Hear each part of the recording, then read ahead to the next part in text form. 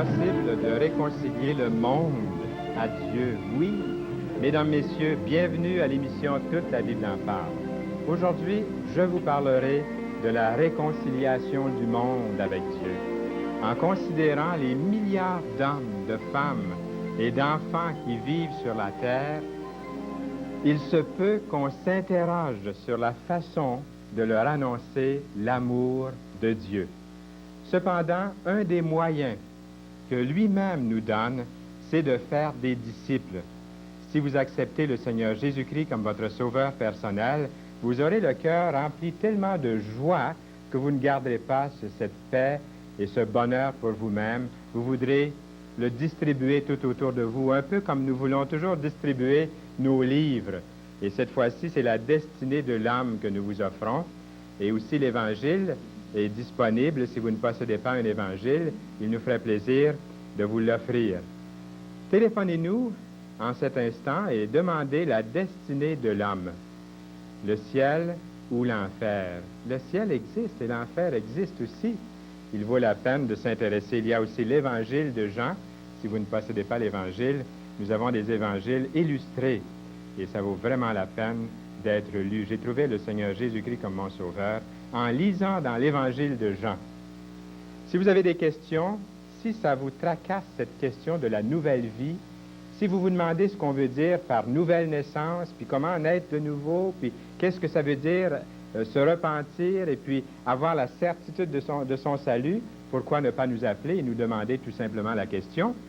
Si vous avez des remarques, des conseils, il nous ferait plaisir de nous entretenir avec vous.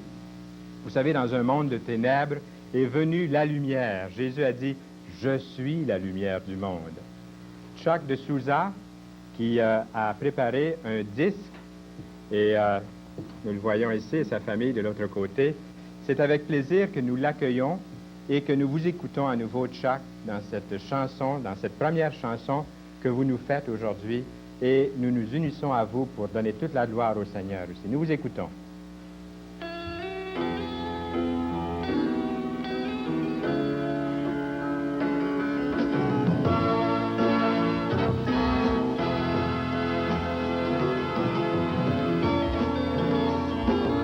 Dans un monde de ténèbres est venue la lumière. Par un chant d'amour, il nous tend la main et nous montre le chemin. Même si l'on n'a pas sa photo, ni la couleur de sa peau, ses mots ont percé, bouleversé et touché le cœur des hommes. Et on l'appelait Jésus, il est l'homme de tous les temps, un simple homme appelé Jésus. N'a-t-il pas aimé tout simplement?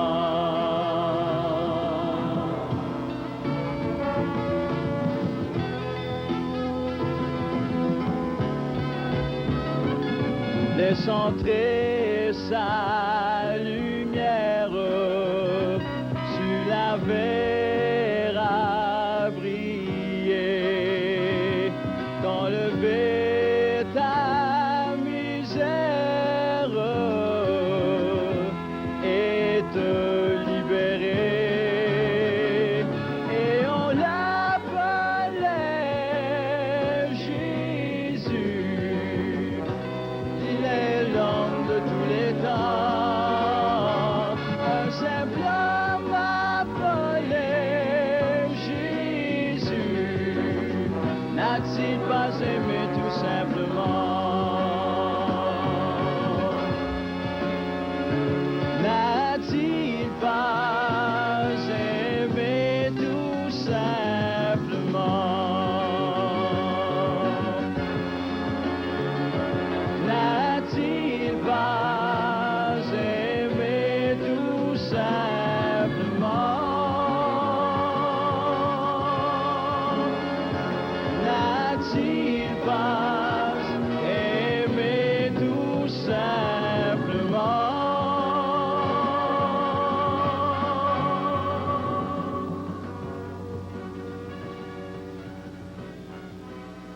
Merci beaucoup, Chuck. C'est vrai, je suis d'accord avec ce que Chuck vient de chanter, Chuck de Souza. C'est parce que Jésus nous a tout simplement aimés. Il y a un grand besoin, un vrai besoin authentique en Dieu d'aimer sa créature, de vous aimer. C'est pour ça qu'il a donné sa vie à la croix du Calvaire, qu'il a accepté les clous dans ses mains et cette couronne d'épines. C'est parce que le cœur de Dieu aime. C'est comme la semaine dernière, Carmen Labusseur nous disait, Dieu a besoin de nous aimer, il a besoin de notre amour. C'est vrai, Chuck a bien fait de chanter cette chanson et nous vous offrons la destinée de l'homme. Il vaut la peine de vraiment se préparer et l'avenir est entre les mains de Dieu si vous avez donné votre cœur au Seigneur Jésus-Christ. Nous avons aussi l'Évangile, si vous ne possédez pas déjà un Évangile, il vous est offert. C'est gratuit durant l'émission Toute la Bible en parle. Et les numéros qui paraissent, ce sont vos numéros. Vous pouvez nous appeler. Il n'y a pas de gêne. Vous pouvez composer le numéro le plus près de chez vous et dire « J'aimerais recevoir la destinée de l'homme » ou « J'ai déjà reçu la destinée de l'homme et j'ai lu à quelque part quelque chose là et puis je suis vraiment d'accord avec ça. » Ou « J'ai lu quelque chose sur une autre page et puis je ne suis pas d'accord du tout avec ce que j'ai lu. Et je ne comprends pas du tout ce que ça veut dire. Et puis, j'ai essayé de chercher le passage dans la Bible, et puis vu que j'ai seulement qu'un Nouveau Testament, je ne le trouve pas. Qu'est-ce que je dois faire? Eh bien, nous allons vous donner toutes sortes de bons conseils, où vous procurer une Bible, où trouver les passages, comment trouver d'autres passages en surplus de ceux que vous avez trouvés ici. Pourquoi ne pas nous appeler durant l'émission et faire la demande de la destinée de l'homme ou de l'Évangile de Jean, ou les deux? Les deux vous sont offerts gratuitement. Eh bien, maintenant, la Bible est ouverte devant moi et on devrait toujours prêcher avec la Bible ouverte. On allait dans des offices autrefois et puis, je vous dis franchement, j'avais jamais vu une Bible ouverte devant le prédicateur. Il prêchait la Bible fermée ou pas de Bible du tout. Et puis, il parlait. C'était intéressant, c'était beau. Comme quelqu'un a dit un jour, c'était des ben beaux mots, mais ça donnait pas la vie. Ça transformait personne. C'était pas la parole de Dieu vivante qui était donnée. Ça fait toute une différence. J'espère que vous aimez la parole de Dieu, parce qu'elle nous parle. Et puis elle est comme une épée à deux tranchants. Il y a un tranchant pour moi, il y a un tranchant pour l'autre aussi, pour vous.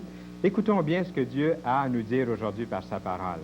Et si le Seigneur transforme votre vie, vous deviendrez une parole de Dieu vers les autres, parce que par le témoignage de vie transformée, nous pouvons vraiment réconcilier ce pauvre vieux monde dans lequel nous vivons. Par le Seigneur Jésus-Christ, nous pouvons transformer le monde lorsqu'il transforme le cœur de quelqu'un.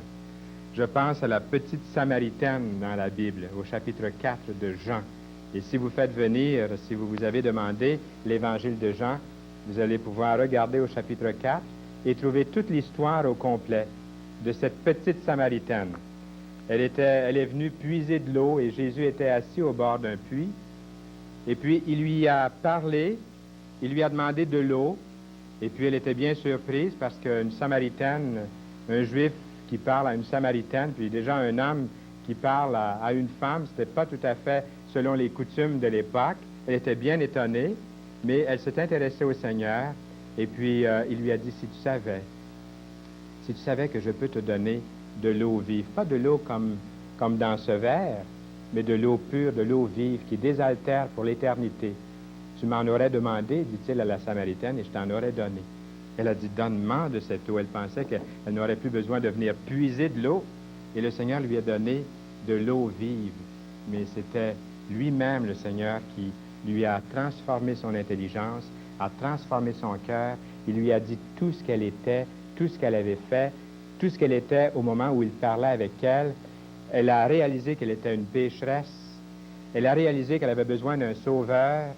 Et puis, elle a été merveilleusement transformée par la puissance du Seigneur Jésus-Christ. Elle est allée dans son village et elle a dit, venez voir quelqu'un qui m'a dit, tout ce que j'ai fait, ne serait-ce pas le Messie? Et par son témoignage, tout le village est venu au Seigneur Jésus-Christ, à la connaissance du Seigneur Jésus-Christ. Ils ont dit, maintenant nous croyons non pas à cause de ce que tu nous as dit, mais nous croyons à cause de lui, Jésus. Nous l'avons vu, nous l'avons entendu. Et moi, je peux vous dire, je peux vous garantir qu'un jour, vous pourrez dire la même chose. Vous direz, Fernand, ce n'est pas à cause de l'émission Toute la Bible en parle, ce n'est pas à cause de toute l'équipe de Toute la Bible en parle, ce n'est pas à cause de ces images, de ces lectures, mais c'est parce que nous avons rencontré Jésus-Christ personnellement dans notre vie que nous avons cru et que nous aimons vivre pour lui. Lorsque vous aurez trouvé le Seigneur, c'est lui qui va transformer votre vie.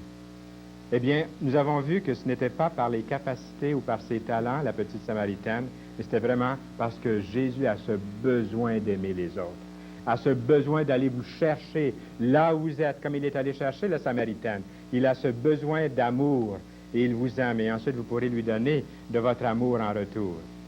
Jésus est vraiment le plus grand, le plus puissant, l'espoir du monde, le prince de paix. Moi, je voudrais que tous acceptent le Seigneur Jésus-Christ comme leur sauveur personnel, mais tous n'en veulent pas. Tous ne savent pas qu'ils en ont besoin. Presque tous en ont pourtant entendu parler. Le plus grand mensonge de ce siècle, c'est que personne ne veut plus du Seigneur Jésus-Christ. C'est Satan qui voudrait répandre ce mensonge. On pourrait lui faire une bonne grimace. Ce n'est pas que les gens de cette époque ne veulent plus du Seigneur Jésus-Christ. En fait, c'est que les gens ne veulent plus de cette caricature qu'on a faite du Seigneur Jésus-Christ. Si le Seigneur Jésus-Christ est présenté comme la Bible le présente, si on avait toujours présenté le Seigneur Jésus-Christ comme la parole de Dieu le présente, ça serait bien différent. Le mensonge du siècle, que personne ne veut plus de Jésus-Christ, mais la Bible dit que tous ceux qui viennent à lui, Jésus se fait connaître à lui et il transforme leur vie. C'est Pascal qui disait, il y a dans le cœur de l'homme un vide à la grandeur de Dieu, qui peut être rempli non pas par une créature, mais seulement par Dieu, le Créateur. Et cette forme qui est à la grandeur de Dieu dans chaque être, c'est la forme de Jésus-Christ, que Dieu, le Créateur, veut que nous connaissions. Et c'est ce que nous fit connaître le Seigneur Jésus-Christ lorsqu'il est venu sur la terre. Au lieu de chercher le Seigneur Jésus-Christ, aujourd'hui, on recherche des méthodes où on recherche à faire de nouvelles expériences, à lire de nouveaux livres, à rechercher peut-être dans des choses bonnes en soi, comme les sports, la richesse, le prestige, les biens matériels, ou même on va chercher dans des religions orientales, dans l'astrologie. Nous allons chercher dans toutes sortes de moyens qui peuvent être très dangereux, qui peuvent être des moyens pernicieux, qui nous éloignent encore plus de Dieu. Qui est Jésus-Christ pour vous? Est-il votre sauveur? Jésus-Christ a donné sa vie. Jésus-Christ a donné son sang pour vous. Jésus-Christ a accepté la croix.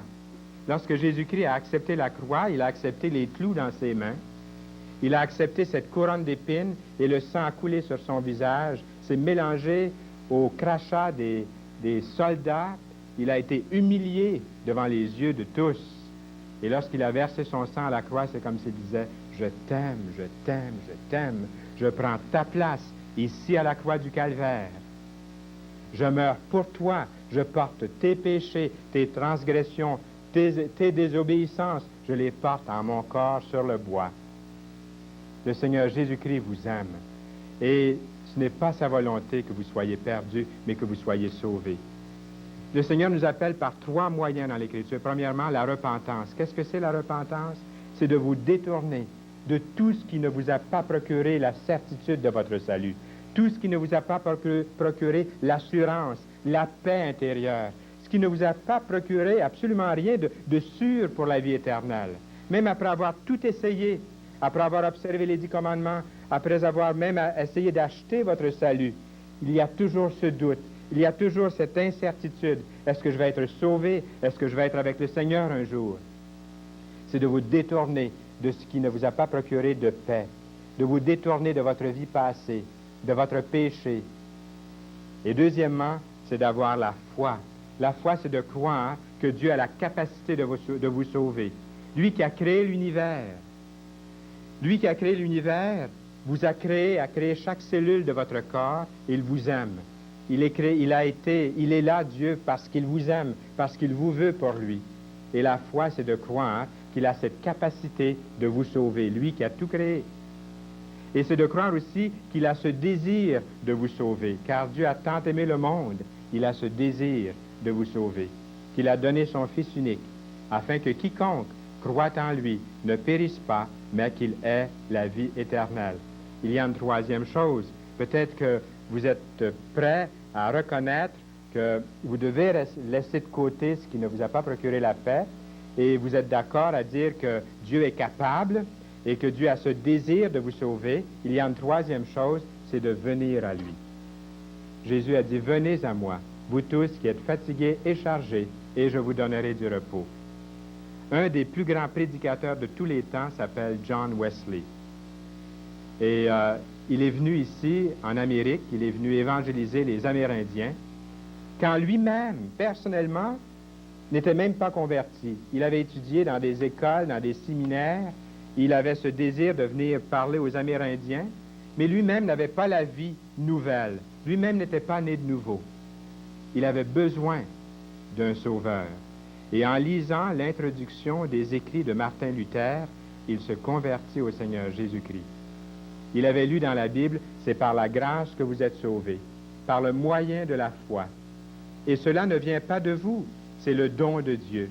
Ce n'est point par les œuvres, afin que personne ne se glorifie. » C'est écrit dans Éphésiens, l'épître de Paul aux Éphésiens, chapitre 2, les versets 8 et 9. Le Seigneur a dit aussi, « Je me tiens à la porte et je frappe. Si quelqu'un entend ma voix et ouvre la porte, j'entrerai chez lui. Je souperai avec lui et lui avec moi. » Ce qui indique une communion intime avec le Seigneur Jésus-Christ. C'est écrit dans le livre de l'Apocalypse, chapitre 3, et le verset 20. Deuxième question que j'aimerais vous poser, avez-vous avoué tout péché au Seigneur? Dans la Bible, nous lisons, si nous confessons nos péchés, ça veut dire si nous admettons, si nous avouons que nous sommes pécheurs. La majorité des gens sur cette planète aujourd'hui veulent se faire accroire que le péché n'existe plus. Eh bien, la Bible dit tout à fait le contraire à l'idée si répandue de l'homme dans ce monde. La Bible dit si nous confessons nos péchés, c'est-à-dire si nous avouons que nous sommes pécheurs, si nous avouons que nous avons transgressé la loi de Dieu, eh bien, si nous l'avouons sincèrement, il est fidèle et juste pour nous les pardonner, pour nous pardonner nos iniquités, nos péchés, nos transgressions, notre désobéissance, et pour nous purifier de toute iniquité. Dans 1 Jean 1, le verset 9. La confession de toute tentation et de tout péché, c'est ce que nous lisons dans la parole de Dieu. Où est votre propre péché aujourd'hui, au moment où je vous parle? Peut-être que quelqu'un dit, j'avais même pas réalisé que j'avais du péché. J'avais même pas réalisé que je pouvais dire ou je pouvais faire des choses qui viennent carrément contre la parole de Dieu. Où est votre péché? Sur vous? Ou sur les autres? Ou sur le Seigneur Jésus-Christ? J'aimerais vous lire quelque chose dans la Bible. Ça se trouve dans l'Épître de Paul aux Romains, chapitre 6, et les versets 12 à 14. Je lis. « Que le péché ne règne donc point dans votre corps mortel, et n'obéissez pas à ses convoitises. Ne livrez pas vos membres au péché comme des instruments d'iniquité, mais donnez-vous vous-même à Dieu. Donnez-vous vous-même à Dieu. Donnez-vous vous-même à Dieu. » C'est ce qui est écrit ici. « Comme étant vivant de mort que vous étiez. » C'est-à-dire que la majorité des gens qui vivent dans ce monde se croient bien vivants, mais la Bible dit « comme étant vivant de mort que vous étiez. » Si vous n'êtes pas encore venu au Seigneur Jésus-Christ, si vous ne l'avez pas encore accepté comme Sauveur et Seigneur, Dieu vous voit comme mort spirituellement. De mort comme étant vivant de mort que vous étiez. Et offrez à Dieu vos membres comme des instruments de justice. Voyez-vous, la Bible nous dit que nous avons besoin de nous donner au Seigneur pour naître de nouveau. Et ce qui est merveilleux, c'est qu'on n'a pas besoin de refaire sa vie avant de venir au Seigneur. On n'a pas besoin de devenir bon ou meilleur. Nous venons tels que nous sommes et c'est le Seigneur, par sa grâce, qui nous transforme. Sa volonté, c'est que le monde soit sauvé, car Dieu a tant aimé le monde. Nous l'avons dit ce verset tout à l'heure. Nous l'avons déjà mentionné. Dieu a tant aimé le monde qu'il a donné son Fils unique. Nous avons parlé de cette repentance, de cette foi, mais il y a une chose très importante et c'est votre décision personnelle, celle de venir au Seigneur, celle de lui dire sincèrement, oui Seigneur Jésus-Christ, je viens à toi. Nous lisons dans la parole de Dieu qu'il y a un chemin, qu'il y a une vérité, qu'il y a une vie et que personne n'arrive à Dieu que par le Seigneur Jésus-Christ. Le Seigneur a dit, je suis le chemin, la vérité et la vie. Nul ne vient au Père que par moi. Nous lisons aussi dans les Actes, chapitre 4, verset 12, « Il n'y a de salut en aucun autre, car il n'y a sur la terre aucun autre nom, et sous le ciel aucun autre nom, qui ait été donné parmi les hommes par lequel nous devions être sauvés. » Et nous lisons aussi dans Matthieu, chapitre 28, verset 19, « Venez à moi, vous tous qui êtes fatigués et chargés, et je vous donnerai du repos. » Je ne me lasse pas de vous inviter à accepter le Seigneur, parce que je sais qu'il y en a des jeunes ou des plus vieux qui acceptent le Seigneur, qui sont sincères, qui sont sérieux, qui écoutent l'émission Toute la Bible en parle, et vous savez très bien que nous ne vous invitons pas à une religion, à une secte, à une philosophie. Nous vous invitons à une personne. Nous vous invitons au Seigneur Jésus-Christ. J'aimerais vous inviter à nous appeler maintenant et à dire, oui Fernand, je désire moi aussi recevoir le Seigneur. Je désire moi aussi lire la destinée de l'âme ou l'évangile de Jean. Appelez-nous maintenant durant l'émission, dès cet instant, et il nous fera plaisir de vous faire parvenir cette documentation. Et vous pourrez voir de vos propres yeux et dans votre propre cœur, avec les yeux de la foi, le Seigneur Jésus-Christ. Voyez-le vous-même. Et notre cher ami Chuck de Souza qui est là, et nous avons ici ce disque que nous pouvons nous procurer, ou la cassette, il va nous chanter « Voyez-le » et Chuck, ça me fait tellement plaisir de t'accueillir à nouveau. Nous t'écoutons dans cette belle chanson à la gloire du Seigneur.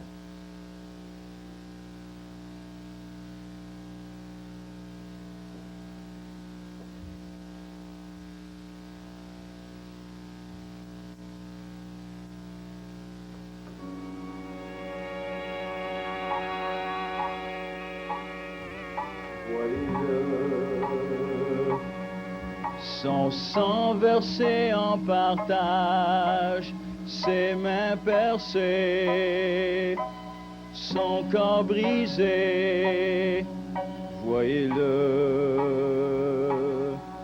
La douleur sur son visage, mais dans son cœur, il nous a tant aimés.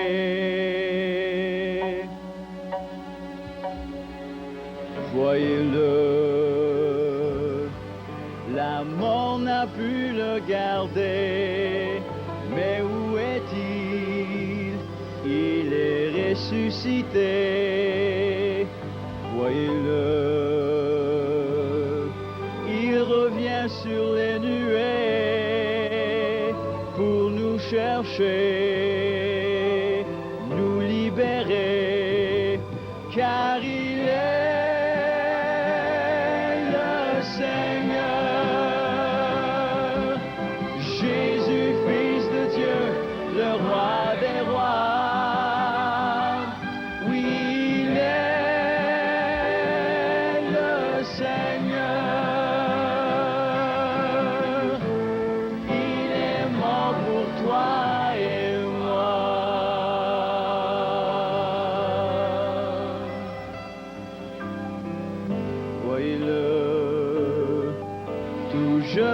fléchira, toute langue confessera que Christ est roi dans ses bras. Il n'attend que toi, viens à Jésus, n'hésite pas, car il est le Seigneur. Jésus, Fils de Dieu, le roi. des rois. Oui, il est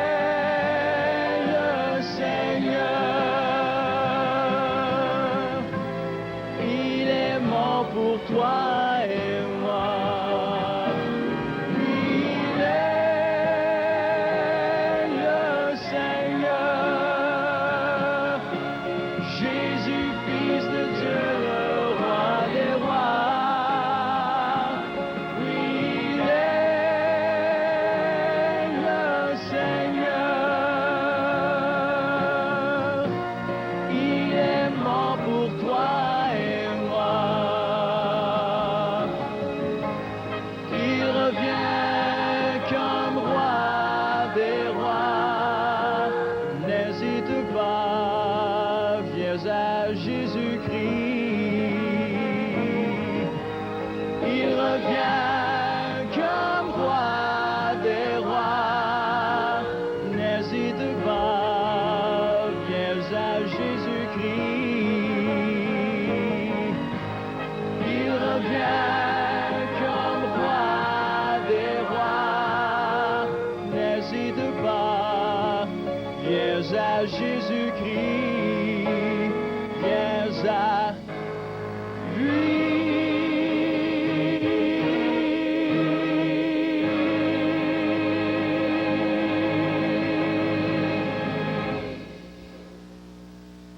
Merci beaucoup, Chuck. Le Seigneur bénit la vie de Chuck de Souza. Il chante dans des croisades d'évangélisation.